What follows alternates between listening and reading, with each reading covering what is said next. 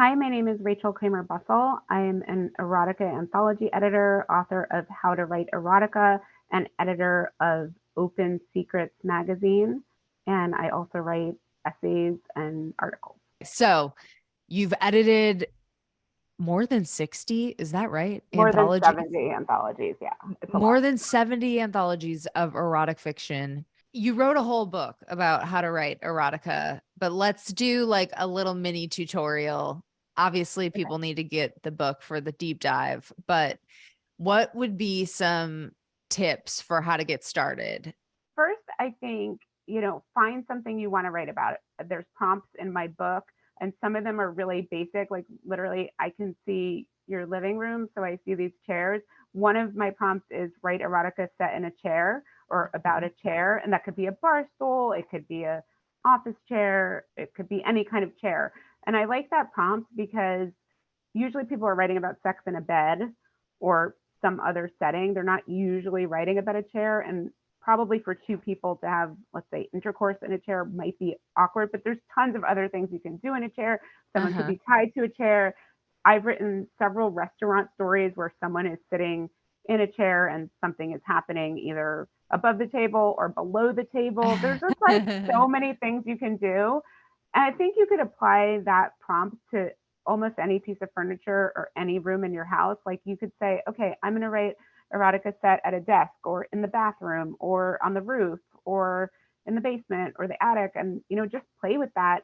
Or if you already have an idea in your head, like you saw something on the news about, I don't know, a celebrity, or you saw just something, or you overheard something. I mean, I've written stories just based on a Subway ad. There was this TV show, Necessary Roughness, and it was, I think, Oh a my God, I football was a show. writer's assistant on Are that you show. serious? Yeah. Okay, so I never saw it, and I actually don't really know what it's about, but it's a football term, right? Yeah.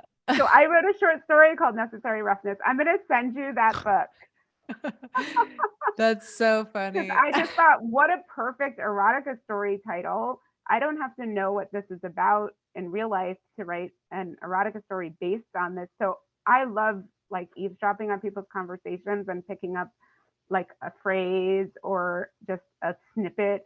And I'm not saying go eavesdrop and like write down that person's life or go on FetLife and like copy someone's life story. Don't do that. But you can definitely get inspiration from like literally anywhere. I mean, you could go on Twitter, you could go on FetLife or on any dating site, and like, I mean, I'm not on dating apps because I'm in a long term relationship. But if I was and I was like, oh, well, I'm not going to swipe, this is embarrassing. I don't even know which is left or right, like which is the right, the good one or bad one. But if I'm not going to like say yes to that person, maybe like they could prompt an erotica story. You don't have to tell them. I mean, you don't really know that much about them anyway, but maybe just like something about their photo or their profile. You're like, I'm going to try to eroticize Swipe this. right on you. Yeah. I Yeah. don't know. Or take headlines like Donald Trump's indictment. I mean, Maybe someone's having like an indictment party and they're like, every time he says indicated, you beat someone or something. I don't know.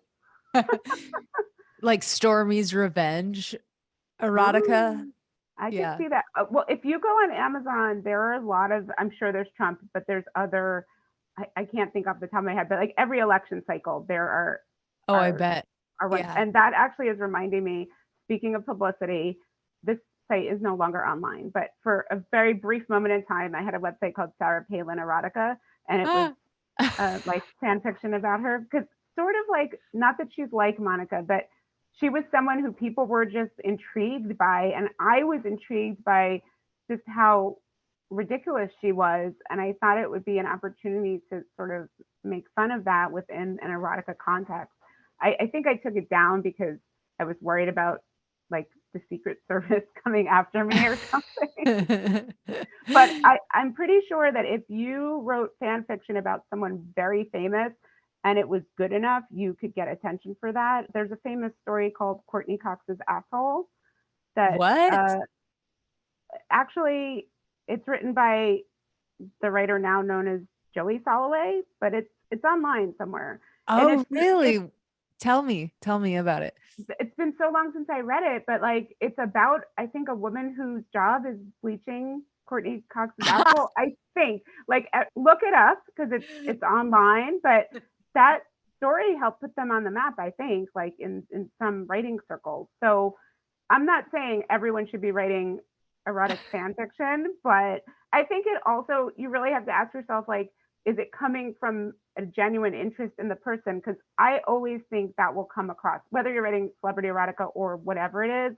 When you're starting out, especially, don't pick a fetish to write about that you hate or you know absolutely nothing about unless you have access to like research about it. Like I've written about fire eating and that actually scares me. Like I've seen it in person and I'm fascinated by it, but I actually find it terrifying and I would never eat fire myself. But that pushed me to try to write about it because I wanted to know what that was like. And I had to do a lot of research to find out how do you put out a fire in your mouth without burning yourself and then make that sexy.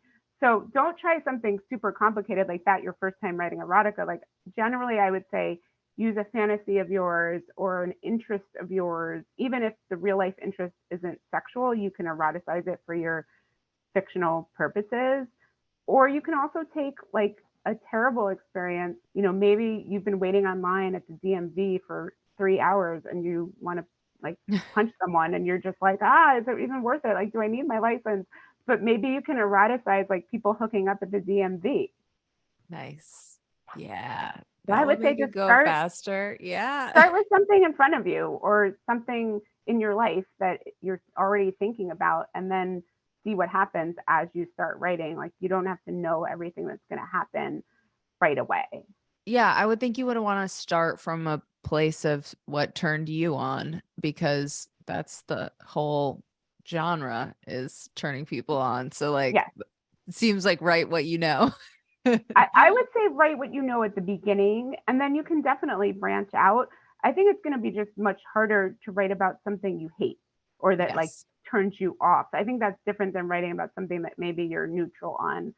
So, you know, I don't think you have to choose the thing that's the most challenging to start. Like, choose something relatively in your wheelhouse and then see what happens. Do you mostly like how erotica works in your personal sexuality?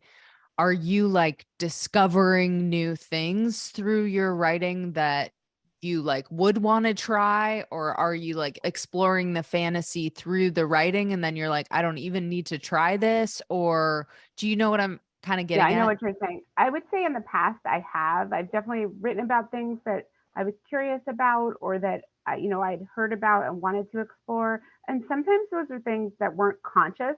Like I wrote a story about a professional submissive and there was daddy play and I was like, that's weird because that's not actually my personal fetish, but writing the story really turned me on.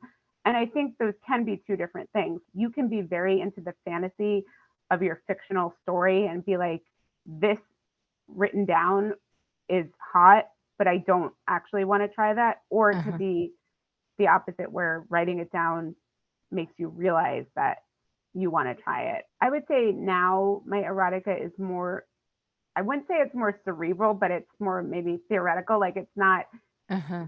directly related to my personal sex life, but I think that's partly because I've been doing it for so long. I've written so much inspired by my own life, like either loosely veiled, like I wrote about my first lap dance, the story called Lap Dance Lust. Ooh. And that is another story that I'm going to say is 100% true. I mean, it's set at Cheetahs in LA, and it's like me getting a lap dance. And the woman told me, this is so long ago now. I don't remember what year, but it's probably 20 years ago. She told me about a celebrity who had come in. I did not name that person in the story, but I just dictated what happened. But actually, that's not true. I didn't dictate what happened. I think that's another misnomer about, especially erotica, but also other fiction. People think you just write down what happened and you're done.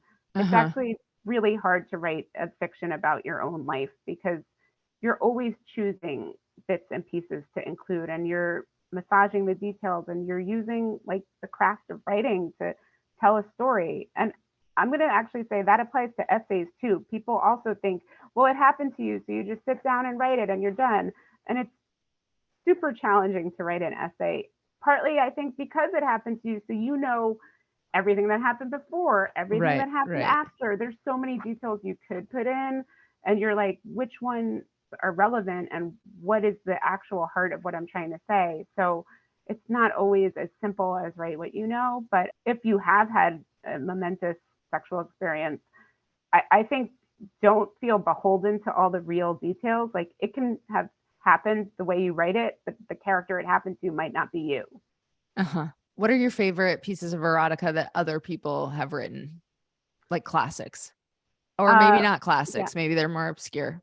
they're not like classics. There's a book I always recommend. I love it. It's called Secret, S-E. It's like S dot period dot E dot period, etc.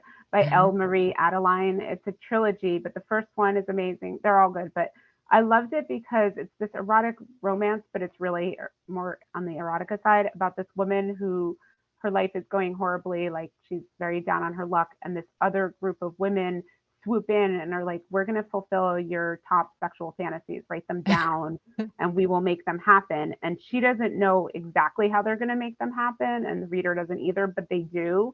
And it's so hot. There's a scene, I think, in the second one where this woman goes into the cockpit of a plane and like does stuff with the pilot, but she's also scared of flying. Like, I think why I like it is that the sex is super hot, but it's also literally these women's fantasies coming true.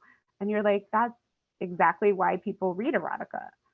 So I that love one I that. love. I love Katrina Jackson. I mean, I've read various books of hers. She's a great author, but the ones that surprise me the most are that she has this mafia romance series. And I don't read mafia romance. The violence freaks me out. Like, usually I'm not going to be reading a mafia romance because I was already a fan of hers. I thought, let me try her mafia romance, and it's really sexy. Like I got sucked into the mafia, and even though yes, you know this man's job is basically being a hitman, you're like, oh, but he's a sexy hitman. Yeah. So those two I like. There's a literary novel that is not erotica but has some of the sexiest writing I've ever read. It's called A Concise Chinese English Dictionary for Lovers. I Oh. don't know how to say the author's name, but it's Xiaoluguo. And I just found it at a bookstore a long time ago in London. And it's about a woman who moves from rural China to London and is learning English throughout the course of the book. And at one point, she goes to like a peep show or like I don't think it's a strip club. I think it's a peep show. And so she's describing the women she sees and how sexy they are, but in language that works for her. So she says things like her flower. Whereas if I was reading like a modern erotica book by a native English speaker who was like, oh, her flower, I'd be like, oh, that's so cheesy. But in that context, it totally works. Oh, So interesting. those are like three that I recommend. I remember being a kid and reading my mom's copy of Bridges of Madison County and being like so turned on. I love that. I think like anything could be sexy if you're in the mindset, not anything, but like if you're in the mindset for that, and especially if you haven't read a lot of sexy things and you read one sexy thing and like, ooh. Yeah, yeah. Totally. As a teenager. This has been awesome. I'm so glad. I feel like I was trying to think of how I knew of you originally, but I couldn't. I just feel like I've like known of you for a long time and I couldn't even put my finger on it. So I'm glad we finally got to do this, is my point. Well, thank you. I'm a big fan of the show, so I was excited to be on. Yay. How can listeners connect with you online? You can visit my website, rachelkramerbustle.com. I have a Substack, rachelkramerbustle.substack.com. You can find the Best Women's Erotica series, bweoftheyear.com.